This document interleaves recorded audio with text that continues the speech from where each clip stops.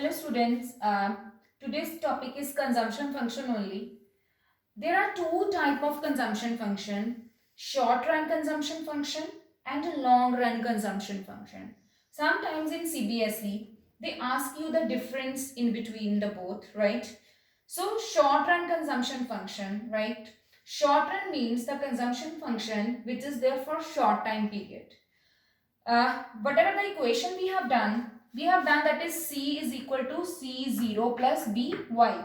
That is, in the short time period, it is possible that if we are not earning anything, even then we are spending money, right? We are doing this savings. So this C0, autonomous consumption is possible only in the short time period, right? If we are not earning for 1 month or 2 months or 3 months, it is possible that we can do the expenditure to meet the basic needs, right? Plus this By, as you are already knowing, this refers to when we are earning, then how much we are spending.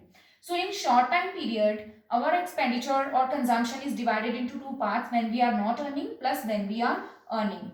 And short run consumption curve does not start from the origin, but it starts from the y-axis. Why? Because this OC part is showing autonomous consumption, consumption without income. Now when we are talking about long run consumption function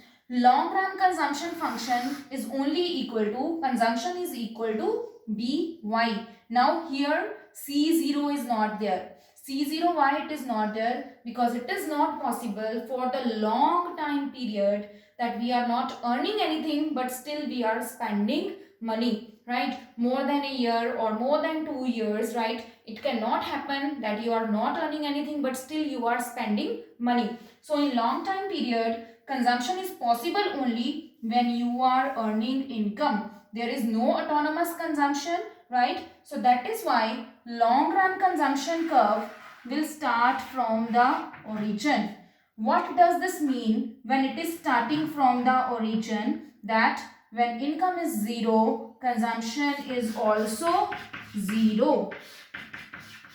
So in long time period, earlier we have seen that when income is 0, still consumption was 50. So this is possible only in the short time period, but in long time period, if you are not earning anything, then your consumption will also be 0. So the consumption curve will start from the origin only, then it will be upward sloping straight line. As we people will start earning more money, right? Then consumption will also increase in proportionate manner. So please keep in mind, short run consumption function is C is equal to C0 plus By, and consumption curve does not start from the origin, it starts from y-axis. Long run consumption function is equal to C is equal to By only, and here consumption curve starts from the origin and then it is a constant sloping straight line. Then we have another very important topic, that is propensity to consume. Propensity to consume, we have seen that it is the ratio of income and consumption. So propensity to consume is of two types, right? Propensity to consume is of two types. One is average propensity to consume, which we denote with APC, average propensity to consume. How we can find out APC? That is equal to C over Y. This means total consumption divided by total income. Then we are having marginal propensity to consume, right? Marginal propensity to consume means when your income will increase, when there will be some change in your income, then there will be some change in your consumption also, right? So MPC, we denote marginal propensity to consume with MPC, and that is equal to delta C over delta Y, which means change in consumption divided by change in income, right? Now we will solve one numerical for the same, how we can find out APC and MPC. Income values I have taken same as of schedule, that is income is 0, 50, 100, 150 and 200. And consumption is 50, 75, 100, 125 and 150. So first of all, we will find out average propensity to consume, which is equal to C divided by Y. C is equal to 50 divided by 0. 50 divided by 0 is equal to infinity. Then 75 divided by 50, this is equal to 1.5. Then 100 divided by 100 is equal to 1. Then 125 divided by 150 is equal to 0.83. Then 150 divided by 200 is equal to 0.75. So this is how we can find out the values of APC, which is C over Y. Now one thing you see, this is the point 100 and 100. This is break even point. Before break even point, what is happening? The value of APC here is greater than 1. Before break even point, APC is always greater than 1. At break even point, because consumption and income both are equal, at break even point, the value of APC is equal to 1. And after break even point, the value of APC is decreasing. You see here it is 1, here it is 0.83 and here it is 0.75.